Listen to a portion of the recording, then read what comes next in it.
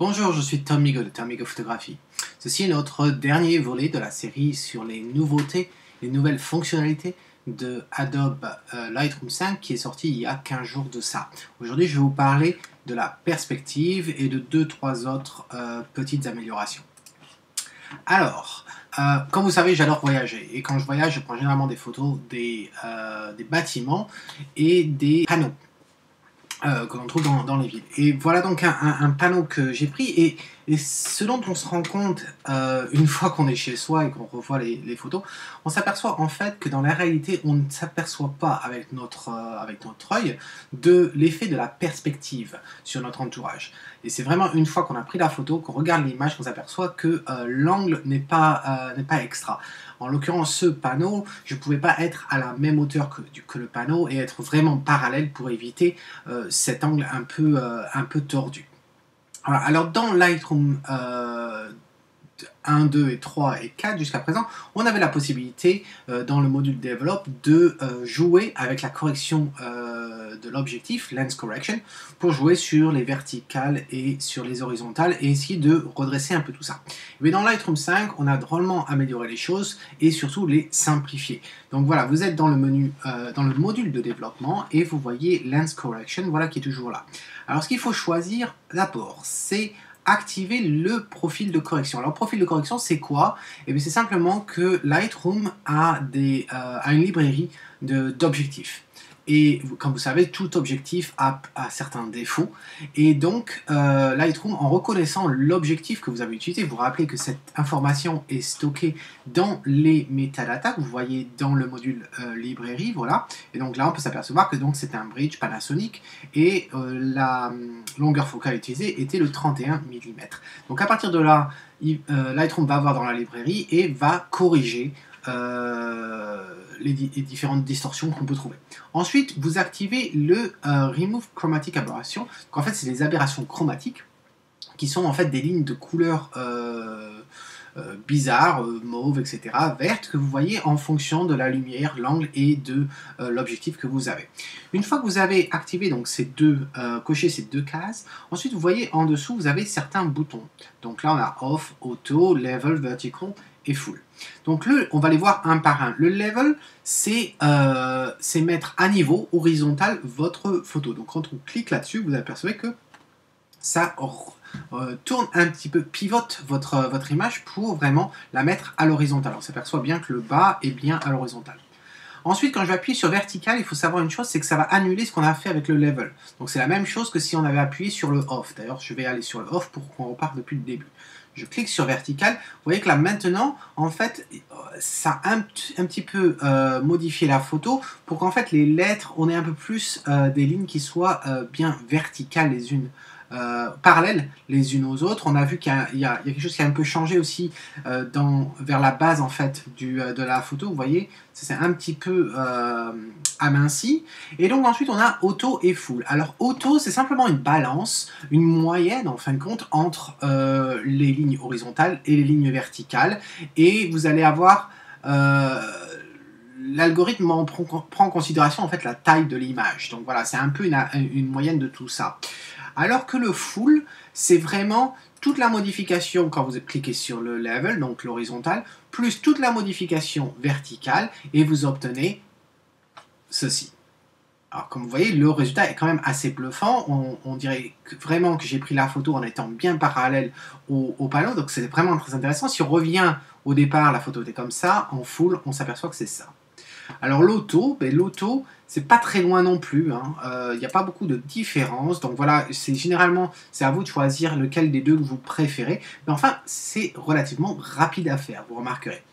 Je vais vous montrer d'autres exemples aussi d'endroits que j'ai pris. Donc vous voyez ça se trouve à Milan, et c'est très connu, c'est une verrière qui est à Milan, pas très loin de la cathédrale, et donc si on s'amuse à cliquer sur le auto, vous voyez là déjà ça la remet toute droite, et quand on clique sur le full, on s'aperçoit qu'en fait le haut de l'image, vous allez voir, le haut de l'image se rapproche vers nous et en fait bascule l'image davantage, donc pour réparer cette perspective. Donc vraiment intéressant. La prochaine image a été prise à Riga, qui se trouve en Lettonie.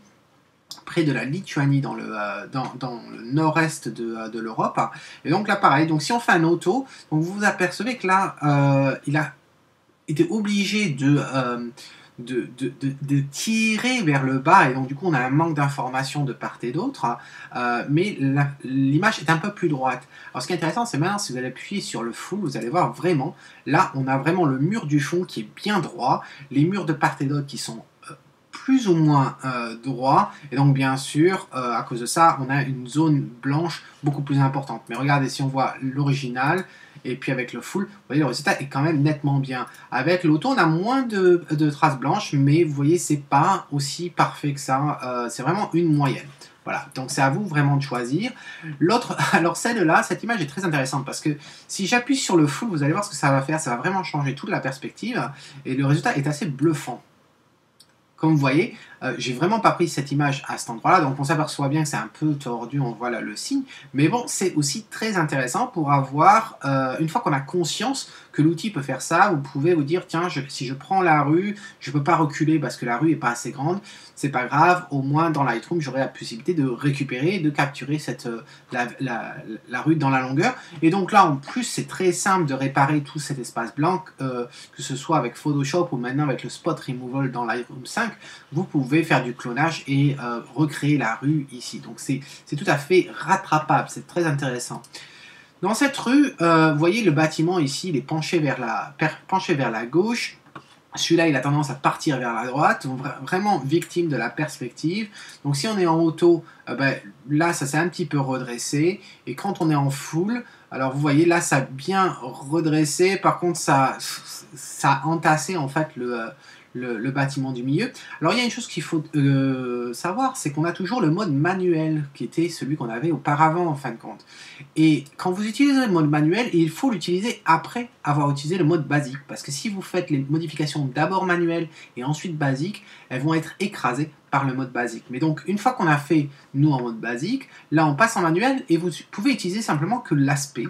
Voilà, vous pouvez utiliser, mais celui-là, c'est quand même très facile. Vous voyez, ça, en bougeant le curseur, vous pouvez changer, améliorer en fait l'aspect de votre photo et avoir un résultat qui est plutôt pas mal. Voilà. Et deux autres images. Donc on a cette porte là qui a été prise d'une Casbah au Maroc, une très célèbre Casbah. Et bien si je repasse en basique et que je mets le full, regardez ça. Le résultat est quand même très extraordinaire. Vous pouvez utiliser donc le Spot Removal ou bien Photoshop pour remplir ces espaces blancs en haut et en bas, et vous avez une image qui est très intéressante. Et la dernière image, donc c'était une photo que j'ai prise à New York en 2012, en hiver. Et donc comme on voit, bon, j'avais à peine retouché, j'ai simplement désaturé l'image sauf la voiture. J'avais remanié un petit peu le devant de la voiture qui était un peu abîmé. Mais en fait, ce qui est très intéressant, c'est que si on va en auto, vous voyez, là, on a redressé. Bon, on perd un petit peu de devant la voiture, mais ça ne me gêne pas trop, puisqu'il n'était pas non plus terrible. On a toujours encore un petit angle de vue, c'est-à-dire qu'on n'est pas parfaitement devant le bâtiment. Et vous voyez, si j'appuie sur le full maintenant, eh bien, regardez ça, on est vraiment en face du bâtiment, c'est vraiment tout droit, on a des belles lignes, etc., une belle perspective. Et donc, du coup, après, il nous suffit simplement de recréer, on peut recréer la rue, ou bien faire un crop. Donc, en parlant de crop, ce dont je voulais vous parler, c'est dans la majorité des cas, dans le crop, donc juste pour un exemple, hein, on parlait du crop, donc là, je vais garder le même aspect ratio, mais voilà, si on fait quelque chose comme ça et on remonte, eh bien, on se retrouve avec une image qui est comme... attendez, là, j'ai pas vu que ça. C'était coupé. Là, voilà, on peut quand même garder tout le haut. Et si on fait quelque chose comme ça, voilà, ça fait un résultat qui est plutôt pas mal. Bon, je m'amuserai plutôt à reconstruire un peu là où il y a les espaces blancs. Mais ce que je voulais vous montrer dans le crop tool, c'est que vous avez de l'overlay. Alors l'overlay, en fait, c'est vous faites un alt commande ou un alt contrôle si vous avez un PC et la lettre O. Et vous voyez, là, on commence à avoir un grillage qui est vraiment intéressant. Et si vous recliquez en fait sur les deux clés, vous pouvez changer la taille du grid. Alors vous voyez là, je peux augmenter le nombre de quadrillages et puis pareil pour l'opacité. Voilà. Alors ce que je voulais vous montrer également, c'est qu'il y a un autre overlay à partir du moment où vous êtes dans le crop tool. Donc je me remets dans le crop tool et que vous allez en bas dans le tool overlay et vous passez en always. Et quand vous êtes en always, vous voyez, vous avez les ratios. Alors là, ça vous dit par exemple, si vous voulez du 4 par 5, ça s'arrêterait ici. Si vous voulez du 16 par 9, ça s'arrêterait ici. Et du 2 par 3, ça s'arrêterait par là. Et vous pouvez changer en fait ces ratios-là en allant dans Outils ou Tools en anglais. Et vous allez dans Crop Guide Overlay. Vous voyez aspect ratio, il s'affiche. Et vous pouvez choisir vos aspects ratios. Et là, vous avez la liste. Donc, vous pouvez rajouter tous les aspects ratios que vous souhaitez avoir dans votre overlay. Voilà, si ça vous aide, si vous êtes contraint. Pardon, à avoir un découpage, un crop particulier. Voilà, donc c'est tout pour le crop. Alors juste de petites informations concernant Slideshow. Slideshow a été aussi amélioré en Lightroom 5, puisque jusqu'à la version Lightroom 4, vous deviez utiliser des photos. Avec Lightroom 5, maintenant, vous pouvez enfin utiliser des vidéos parmi vos slides. Donc là, par exemple, c'est une vidéo que... Là, elle se charge. J'ai une vidéo que j'ai faite quand j'étais au Utah sur une des balades. Voilà, donc vous voyez, c'est bien une vidéo. Et donc, si je passe à la slide d'avant, donc on a la photo, on passe à la slide d'après, la vidéo commence à jouer, et la slide d'après, on va voir la photo qui apparaît. Et ce qui est bien aussi, c'est que pour l'audio, donc si vous allez dans la partie audio, alors ici, vous remarquerez que vous pouvez choisir entre le son de la vidéo et le son de la musique quand vous passez sur ce slide-là. Voilà. Et le dernier joyau que je voulais vous mentionner, alors moi j'utilise pas Book plus que ça, puisque j'ai tendance à utiliser le logiciel qui m'est fourni par les sociétés d'impression que j'utilise. Mais si vous utilisez Book, en fait, il y a une nouveauté. Alors, c'est par exemple quand vous êtes en train de créer une page, pardon, où vous paramétrez vos photos et vos textes, vous pouvez sauvegarder votre résultat en tant que page customisée, donc custom page, voilà. Et donc après, quand vous passez à une autre page, eh bien, vous pouvez choisir, voilà, je veux du type custom page, et voilà, j'ai 3 choix, donc je vais prendre ce choix-là, et donc du coup, vous retrouvez à l'identique par rapport à l'autre page. Voilà, donc voilà toutes les fonctionnalités dont je voulais vous parler à propos de Lightroom 5. Donc, est-ce que ça vaut le coup de passer de Lightroom 3, Lightroom 4 à Lightroom 5 ?